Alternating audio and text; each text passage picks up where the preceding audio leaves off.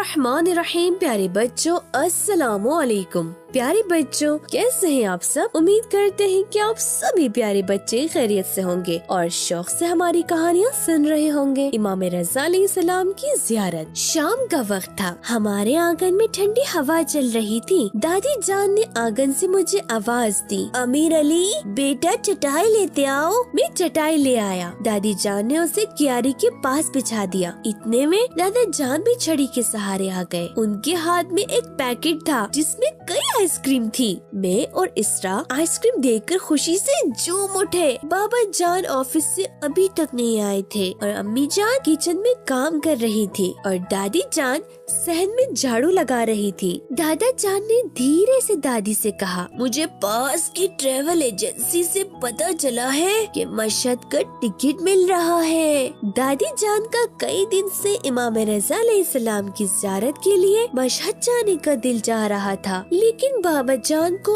Office में बहुत सारा काम था, इसलिए मशहद का प्लान ही नहीं बन पा रहा था। आज दादी जान ने फिर उनसे कहा, बेटा कुछ दिन की छुट्टी ले लो और हमें मशहद ले चलो। दादा ने भी उनकी हाँ में हाँ मिलाई और बोले, मैंने पास की ट्रेवल एजेंसी से बात की है, कल मैं अपना और तुम्हारी माँ का टिकट बुक करवा लेता हूँ।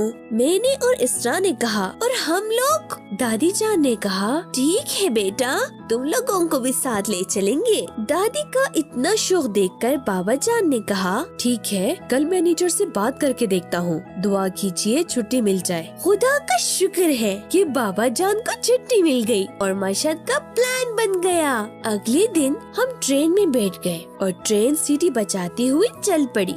दादी ने ट्रेन में बैठते ही दुआ की, खुदाया इमाम रज़ा अलैहिस्सलाम की ज़ियारत सबको नसीब फरमा।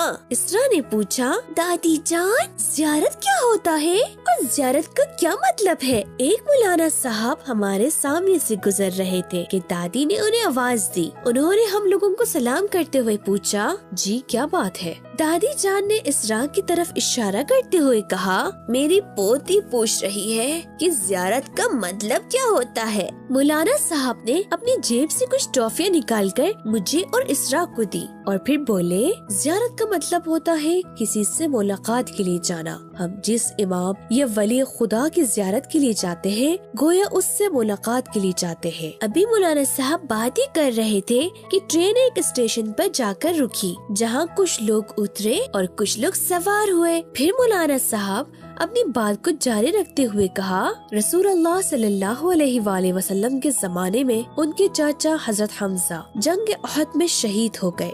उनको उसी जगह पर दफन कर दिया गया। जनाब ज़हरा सलामुल्लाह अलैहा हफ्ते में एक बार जनाब हमजा की कब्र की ज़ियारत को जाया करती थी और उन्होंने जनाब हमजा की कब्र की मिट्टी से एक तस्बीह बनाई ताकि उससे जिक्र खुदा कर सके। मैंने कहा, इसका मतलब ये है कि रसूलुल्लाह सल्लल्लाहु अलैहि वसल्लम के जमाने में भी ज़ियारत हुआ करती थी। मौलाना साहब ने कहा, मदीने में इस्लाम से पहले लोगों में ये रस्म नहीं थी कि वो किसी की कब्र पर जाएं, लेकिन रसूलुल्लाह सल्लल्लाहु अलैहि वसल्लम ने उन्हें सिखाया। वो हर दिन सुबह में अपने साथियों के साथ बकी नाम के कब्रिस्तान जाते और वहाँ की ज़ियारत करते।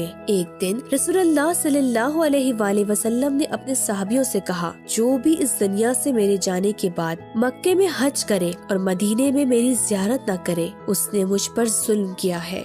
मौलाना साहब ने अपनी बात मुकम्मल की और चले गए। दादी जान ने इसरा से कहा, तुमने एक सवाल किया और हम सब ने इतनी सारी चीजें सीख ली ना। ट्रेन मशहद से करीब होती जा रही थी और हम सब का दिल इमाम रज़ा अलैहिस्सलाम की ज़ियारत के लिए बेचैन होता जा रहा था। खुदा से दुआ करता हूँ कि खुदा आप सबको भी ज़ियारत नसीब फरमाए।